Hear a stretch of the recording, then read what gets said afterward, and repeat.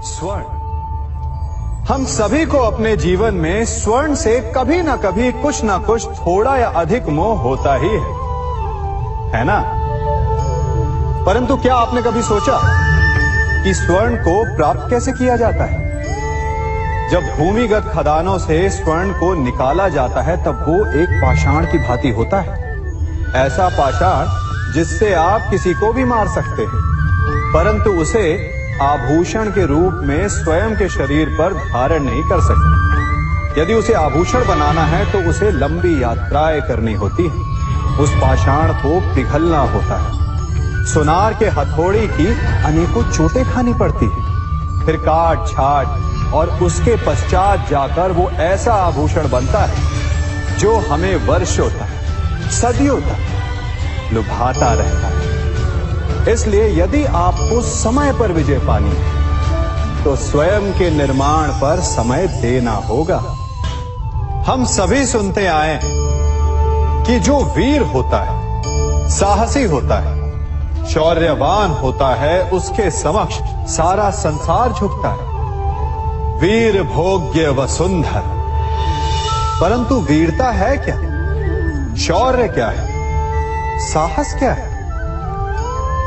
साहस युद्ध नहीं, वीरता विजय नहीं, शौर्य कभी ना गिरना नहीं।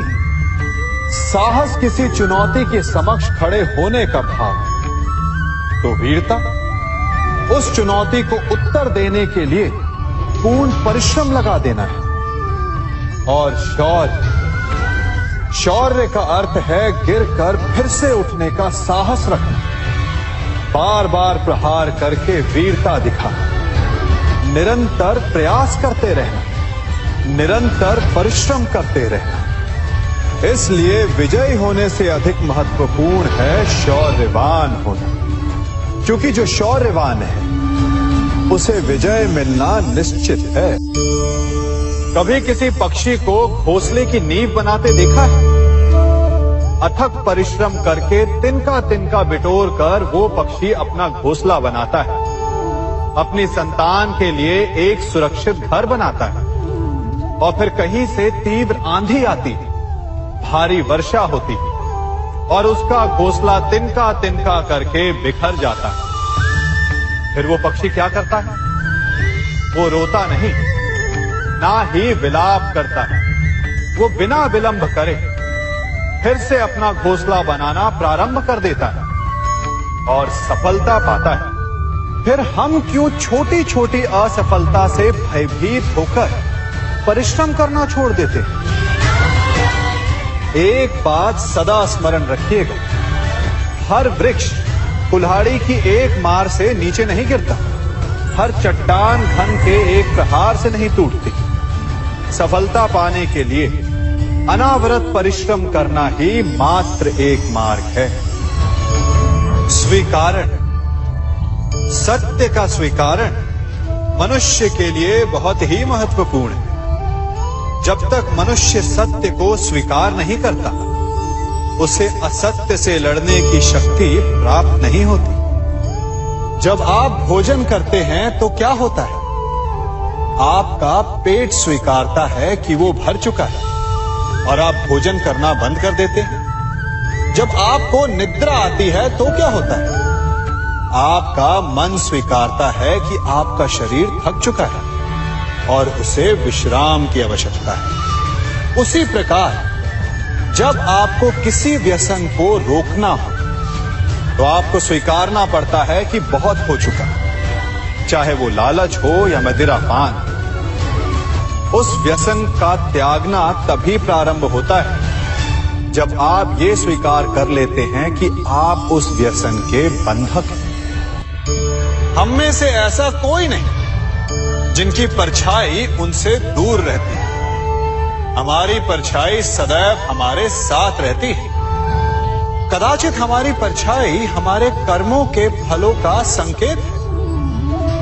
कदाचित इसी कारण कई बार हमें अपनी परछाई से भय भी लगता है, परंतु इस भय से निवारण पाने का एक साधन अवश्य है, वो है सूर्य की ओर मुख करना। या किसी प्रकाश के स्रोत की ओर मुख करना, क्योंकि तब हमें हमारी परछाई दिखाई नहीं देती।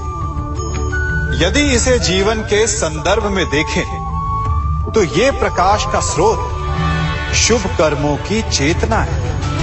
यदि आपके मन में शुभ कर्म करने की इच्छा है तो आपको कभी भी अपने कर्मों के फल का भय नहीं होगा, क्योंकि यदि आपका मन शुद्ध होगा तो आपके कर्म शुद्ध होंगे और शुद्ध कर्मों का फल कभी अशुद्ध नहीं हो सकता। आज मैं आप सबको एक कथा सुनाता हूं। एक दिन प्रातः एक व्यापारी अपने घर से निकला। घर से निकलते ही एक बिल्ली ने उस व्यापारी का मार्ग काट दिया। व्यापारी घबरा गया। वो फिर से घर लौट गया और शुभ घड़ी की प्रतीक्षा करने लगा। और जब वो पुनः अपने घर से निकला तब वो वाहन जा चुका था जिससे राजा तक पहुंचकर उसे भेंट देनी थी। राजा को भेंट नहीं मिली। राजा क्रोधित हो गए। राजा ने उस व्यापारी का व्यापार बंद करवा दिया। इस कारण व्यापारी क्रोधित होकर घर पर अपनी पत्नी से लड़ बैठा।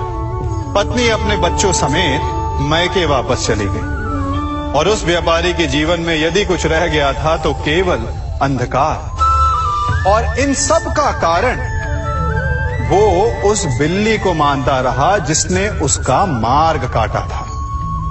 ऐसा ही एक दूसरा व्यापारी राजा को भेंट देने निकला और उस व्यापारी का मार्ग भी एक बिल्ली ने काट दिया।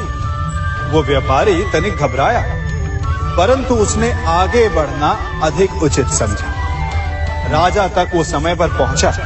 उसने राजा को भेंट दी। राजा प्रसन्न हुए और राजा ने व्यापारी को अपना व्यापार बढ़ाने की अनुमति दी, स्वर्ण आभूषण दी।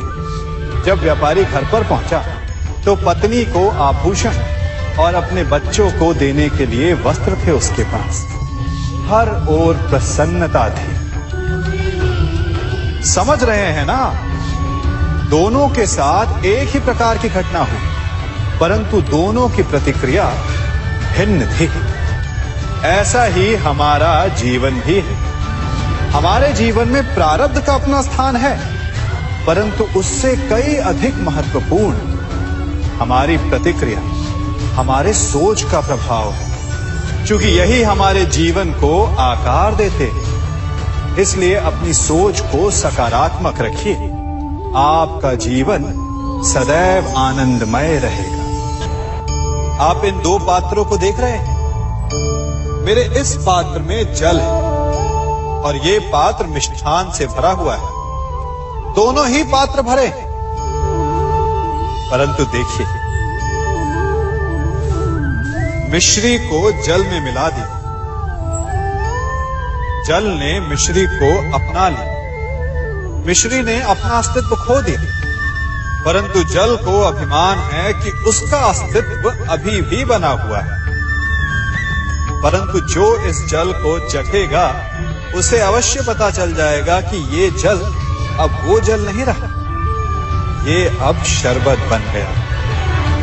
हमारा त्याग, हमारे बलिदान भी ऐसे ही होते हैं। जो इस बात को अनुभव करते हैं वो समझ सकते हैं कि कैसे हमने समय की धारा को बदल दिया।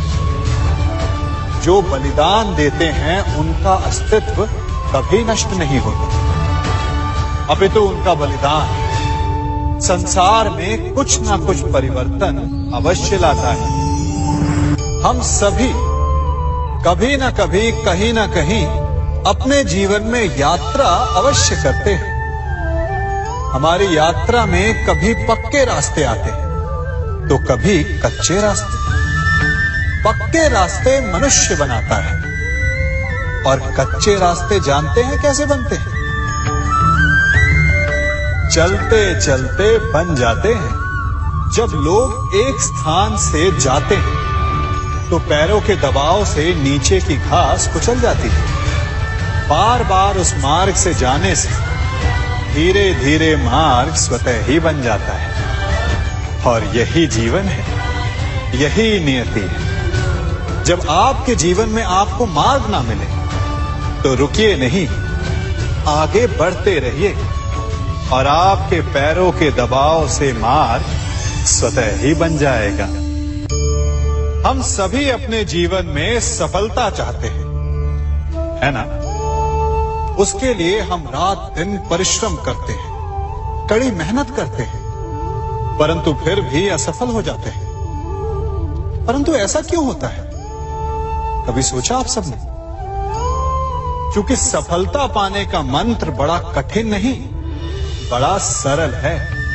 उचित विचार, उचित समय, उचित स्थान पर उचित प्रहार। जब आपके विचार, समय, स्थान और प्रहार यानी परिश्रम उचित है, तो सफलता आप ही को मिलेगी। जिस प्रकार एक लोहार लोहे से कुछ बनाते समय उस लोहे के सही ताप तक के आने की प्रतीक्षा करता है और समय आने पर उचित स्थान पर पर्याप्त बल से प्रहार करता है और लोहा आकार ले लेता है, ठीक उसी प्रकार आपकी सफलता भी आकार लेती है।